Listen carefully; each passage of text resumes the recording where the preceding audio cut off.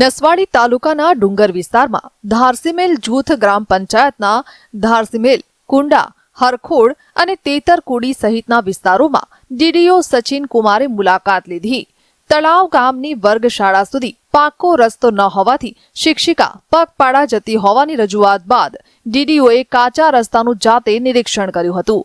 શાળામાં બાળકો સાથે બેસી શિક્ષણની ગુણવત્તા અંગે પણ પૂછપરછ કરી હતી। મારે ધારસીમેલથી રોજે 3 કિલોમીટર ચાલતા જવું પડે છે। આજે જિલ્લા વિકાસ અધિકારી છે એ રસ્તાની વિઝિટ કરવા માટે આવેલા હતા, તો મારીને ગ્રામજનોની આશા છે કે ઝડપથી રસ્તો બની જાય તો મારે જવા આવવામાં ઘણી સરળતા રહે। છેલ્લા 2 વર્ષથી હું ગ્રુપ શાળામાં એકમાત્ર શિક્ષક તરીકે ફરજ બજાવું છું, જે અંગેની જાણકારી પણ સાહેબ દ્વારા લેવામાં આવતી હતી।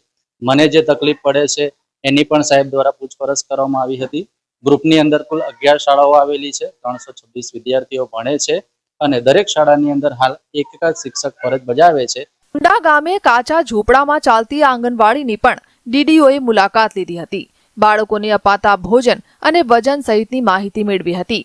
કુંડાથી નોલિયા બારી જતા કાચા રસ્તે પગપાળા જઈ રસ્તાની સ્થિતિનું નિરીક્ષણ કર્યું અને આંગણવાડીનું મકાન હજુ સુધી કેમ બન્યું નથી તે અંગે સરપંચ, તલાટી અને અધિકારીઓ સાથે ચર્ચા કરી હતી।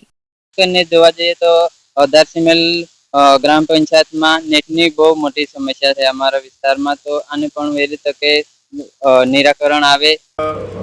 જિલ્લા વિકાસ અધિકારી સાહેબ ગ્રામ પંચાયતની મુલાકાત લીધી, તો એમાં મને મહિના દરમિયાનની કામગીરી પૂછવામાં આવી, તો મેં કીધું કે મહિના દરમિયાન કામગીરીમાં 8 જેટલા દાખલાઓ મેં કાઢી આપ્યા છે, કારણ કે નેટની તકલીફ વધારે છે, કારણ કે અહીંયા પંચાયતમાં નેટ ચાલતું નથી, તો મારે અહીંયાથી 1.5 કિલોમીટર દૂર એક ડુંગર પર ઘર છે, ત્યાં જઈને મેં લોકોનું કામ કરી આપું છું। 6 કલાક સુધી ચાલેલી મુલાકાત દરમિયાન ગ્રામ પંચાયતની નેટ સમસ્યા, ડુંગર વિસ્તારની 11 શાળાઓમાં શિક્ષકોના પ્રશ્નો સહિત ગ્રામજનોની વિવિધ રજૂઆતો સાંભળી હતી। ડીડીઓએ તાલુકા તંત્રના અધિકારીઓ સાથે ચર્ચા કરી જરૂરી સૂચનાઓ આપી હતી। વર્ષો બાદ અધિકારી ગામમાં પહોંચતા હવે પોતાના પ્રશ્નો ઉકેલવાની ગ્રામજનોમાં આશા જાગી છે।